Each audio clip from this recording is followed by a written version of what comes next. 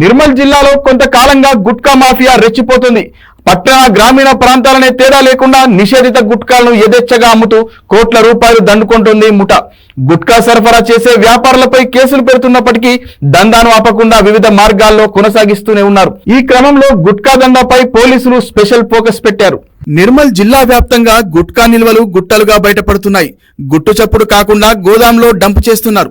కాగా కాంగ్రెస్ ప్రభుత్వం రాష్ట్రంలో ప్రజల ఆరోగ్యాన్ని దృష్టిలో పెట్టుకుని గుట్కా పాన్ మసాలాపై ఏడాది పాటు నిషేధం విధిస్తూ ఉత్తర్వులు జారీ చేసింది.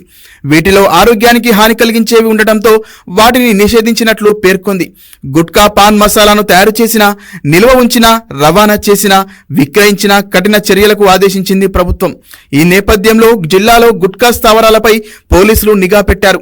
గుట్కాపై నిషేధం విధించడంతో జిల్లా ఎస్పీ జానకి షర్మిల ఆదేశాలతో జిల్లా వ్యాప్తంగా పోలీసులు ముమ్మర తనిఖీలు చేపడుతున్నారు.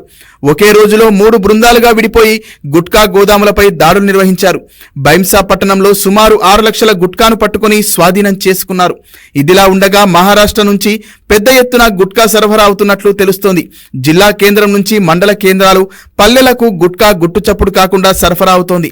ఈ క్రమంలోనే పోలీసులు కొన్ని రోజులుగా దాడులు చేస్తుండటంతో ఈ దందా పెద్ద ఎత్తున బయటపడుతోంది. రాష్ట్రంలో డ్రగ్స్ నియంత్రణను ముఖ్యమంత్రి రేవంత్ రెడ్డి సీరియస్ గా తీసుకోవడంతో జిల్లాలో గుట్కా, గంజాయి తదితర మాదక ద్రవ్యాలపై పోలీసులు ఉక్కుపాదం మోపుతున్నారు.